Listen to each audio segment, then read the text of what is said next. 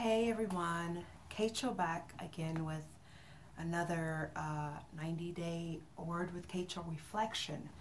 We just read for day 19, Judges 16 through 1 Samuel 2nd, the second chapter.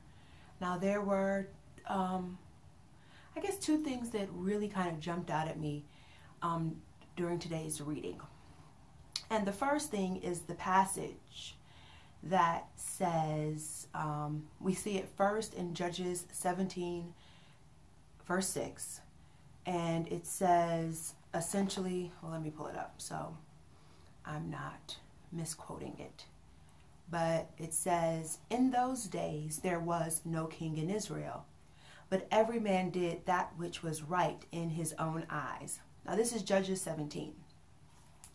We see this again at the end of Judges, verse chapter 21, the very last verse. It says, in those days there was no king in Israel.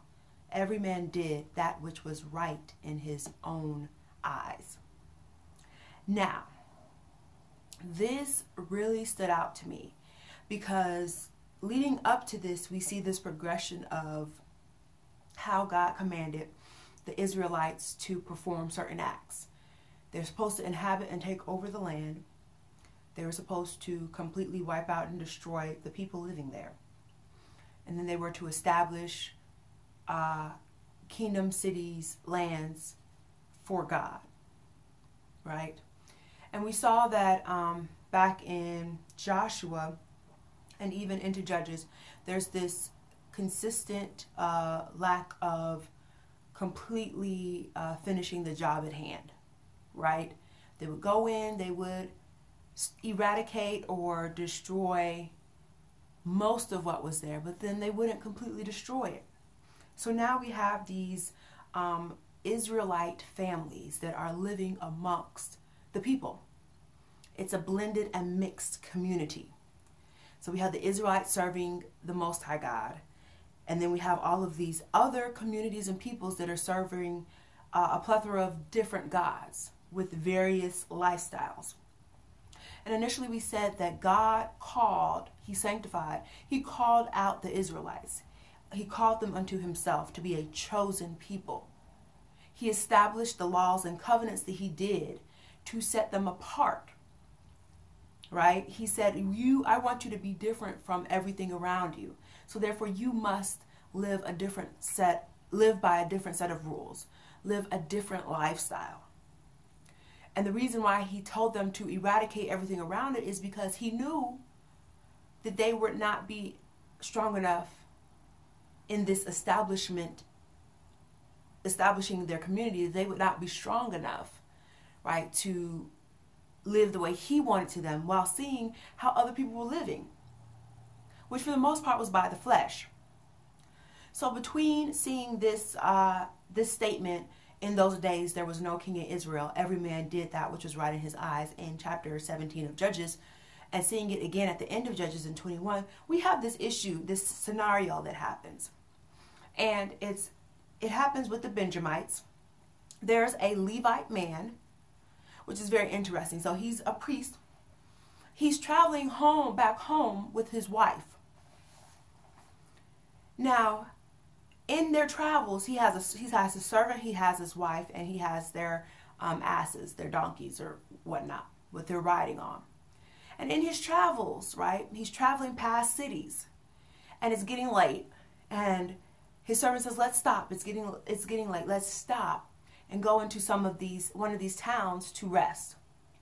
And the Levite says, "No, let's not go into these towns because these are strange towns. These are non-Israelite communities. I would rather wait to get into a city inhabited by Israelites." So they wait, they ride further, and then they come to the city that they end up staying the night in. Let me see if I can find that name real quick.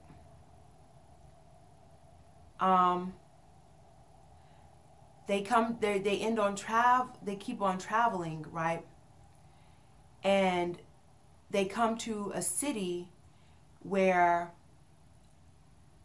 Gibeah, where Benjamites, this is a tribe, the Benjamites, the tribe of Benjamites inhabit this city. And they say, okay, these are our people. Let's go here. In a sense, we shouldn't be a stranger to them. They should welcome us in. And he finds out when he goes to this city where he should be welcomed in because he is an Israelite and this is an Israelite city, no one takes him in. So they are willing to resort to sleeping in the street until a man passed by, sees them, and he tells them the story. You know, I'm traveling. I came to the city to rest. And this man coming back from the field says, come stay at my house. Now, so they go and they stay in this man's house. He puts them up. But in the midst of staying there, men from this city, Benjamites from this city, come to the house in the middle of the night and say, bring the men out who are staying here so that we can have our way with them. Right? Bring these men out so we can have our way with them. And the man there says, no, they came to my house for safety. I'm not letting you have them. Now, I don't know if you remember or if you think back to some previous readings close to the beginning of when we started, you'll remember that this exact same thing happened. This exact same situation happened to Lot. Lot let two men in, which happened to be angels of the Lord. When they came in, men from the surrounding cities of Sodom and Gomorrah came and said, let these men out so that we can have our way with them. The angels of the Lord, Lot said, no, we won't do that, but there's women here. The angels protected the house, protected them in the house, and wouldn't allow them to come in. And so the whole house and the angels were protected. But the angel said, you have to leave because God wants to destroy this city. And ultimately he did. He completely destroyed the city and all that were in there because they were wicked.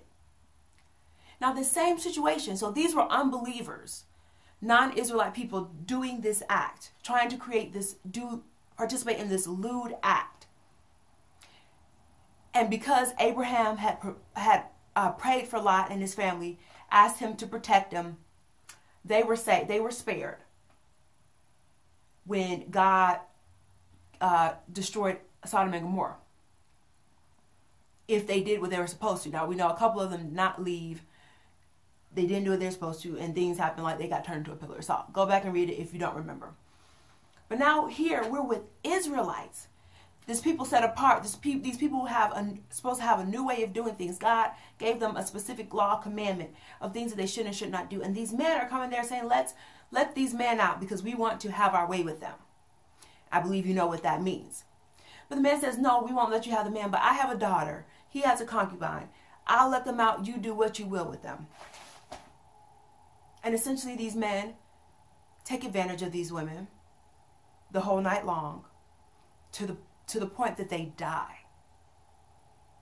Now this Levite priest picks up this woman, his wife, puts her on a donkey, takes her back to the city, chops her up in pieces, and sends those pieces, her body pieces, to the 12 tribes and lets them know what the Benjamites in this city do.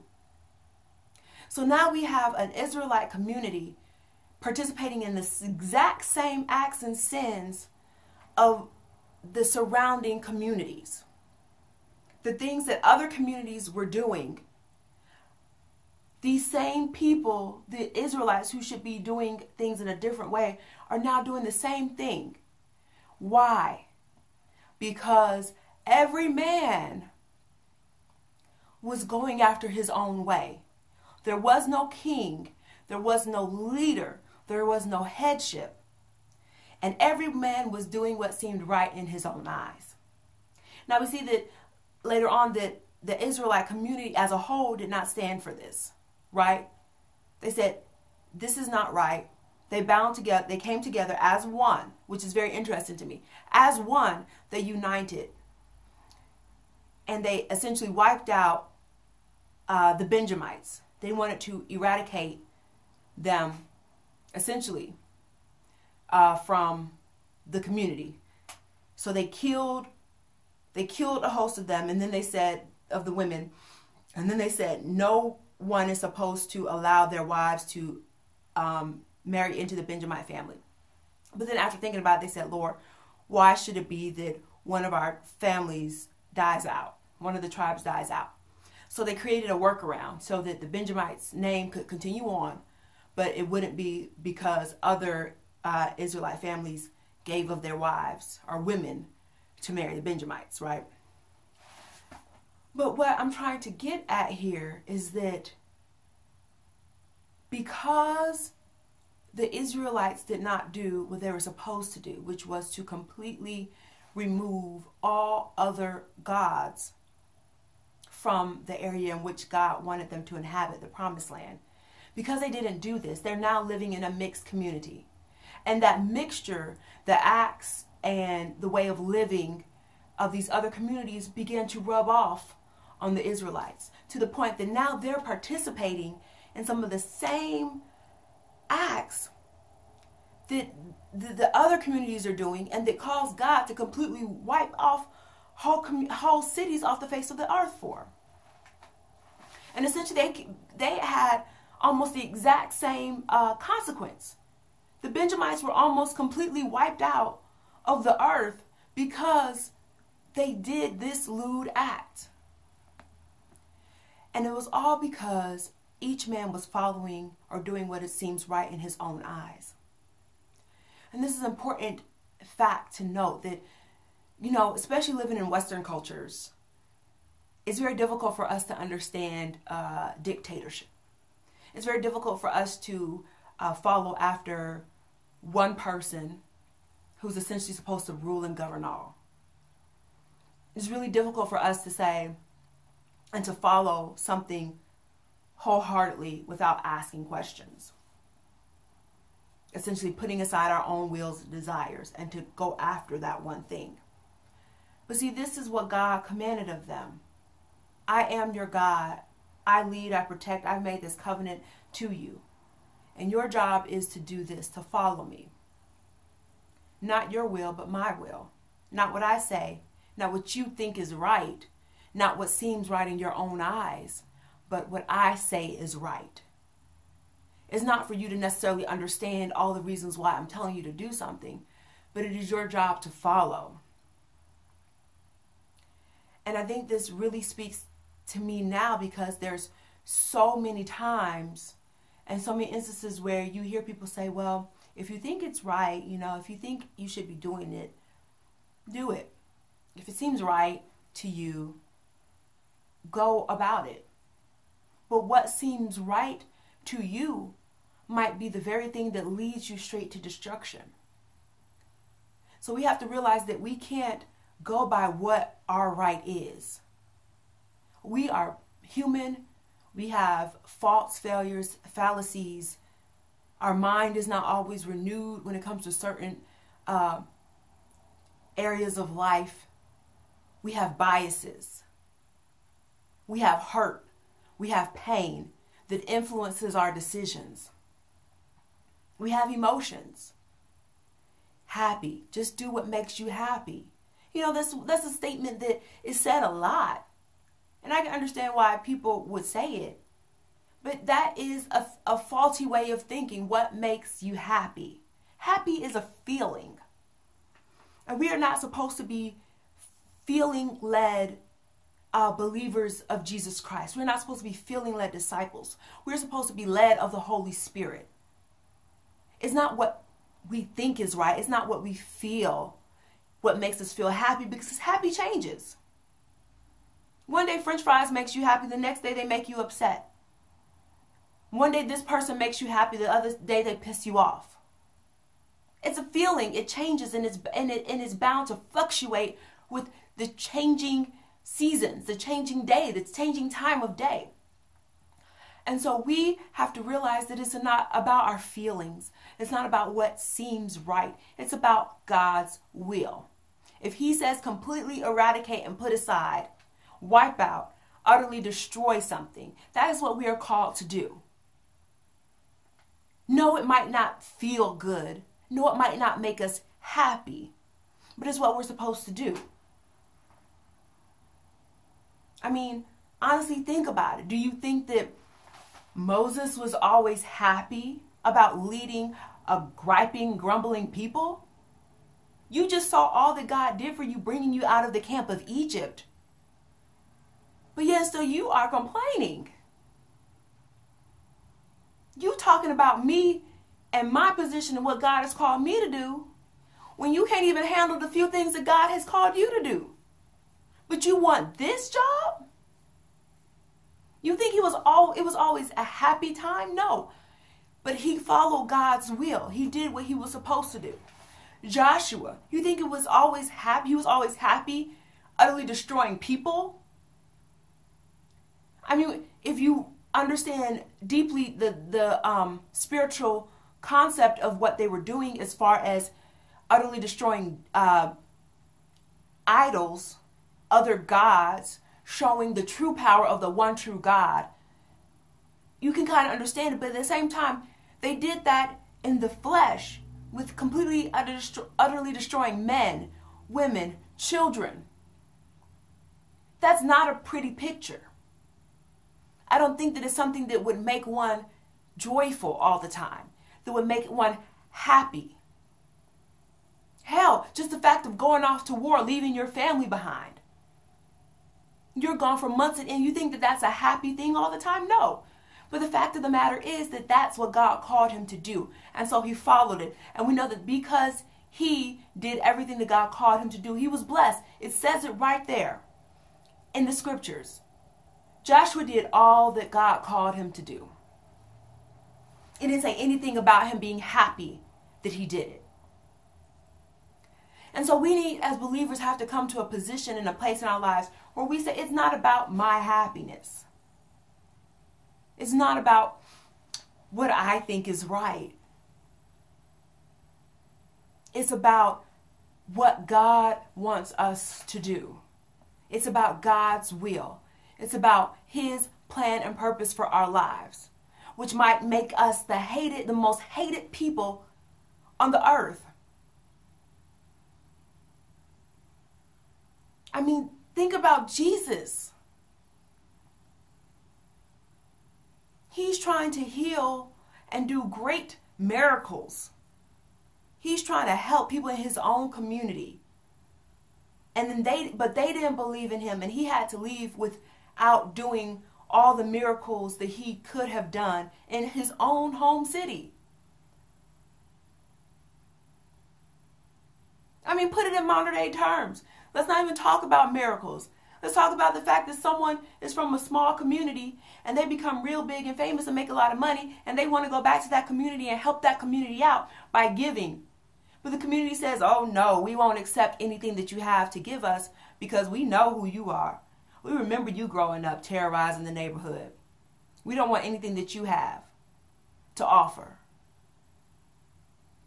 And so he leaves and goes somewhere else where people will accept and appreciate what he has. You think that made Jesus happy? No. But because of the people there and what they were willing and able to receive, and because he had his own plan and God's plan and purpose to follow, he had to keep moving. So it's not always about what makes us happy.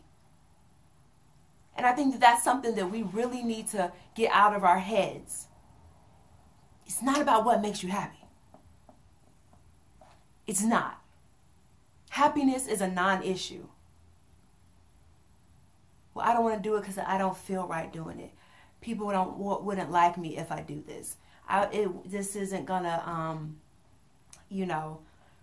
really change, make me feel good. People are going to look at me crazy. It's not about that. It's not. And so this really brought to light the magnitude of what happens when you don't take a stand for what God is requiring of you. When you relegate your situation to what you think is right. When you say, we're just going to live in mixture. we're just going to allow these people to live among us because we don't want to completely eradicate them. We don't want to claim the entire land for God's glory. It's okay. They're not hurting anyone. But over time, you have a situation where men rape a woman to death. Something that has never been done or seen before in your community. Nothing like this had ever happened in the Israelite camp. This is Sodom and Gomorrah type stuff. Never in the camp of the Israelites, never amongst God's people had anything like this happen. But because the Israelites failed to do what they were called to do, because they got complacent, we've done enough, we've gone far enough. Something like this was able and allowed to happen. And almost resulted in a whole tribe being eradicated from amongst the Israelite community. So, I hope that wasn't too deep or too harsh, because it was not meant to be as such. But I kind of want you guys to understand the gravity and the weight of not following God's plan and purpose. There's a severity that happens, and you might not see it in your own lifetime. It might not even affect your family per se.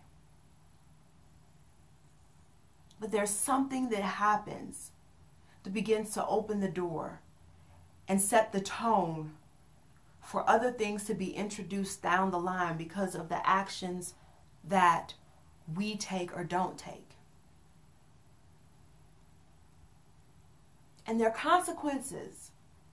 We think because the ground doesn't open up and swallow people whole and communities whole, because we don't see people turn to pillars of salt, because we don't see major plagues that kill hundreds of thousands of people, because we don't see swarms of locusts or rivers turning to blood or this or that or all of these great biblical signs that we see in the Old Testament, because we don't see people walking across on dry land and whole chariots of Egyptians' armies being washed and drowned in the sea, because we don't see things of that magnitude, that there's not consequences.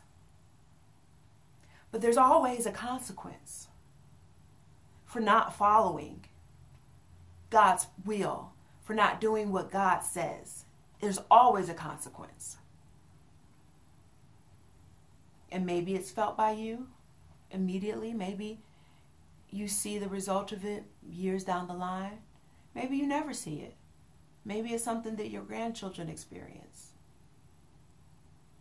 But we have to get out of this mindset of me, my happiness, my joy, my passion. No, it's God's will, God's plan, God's purpose.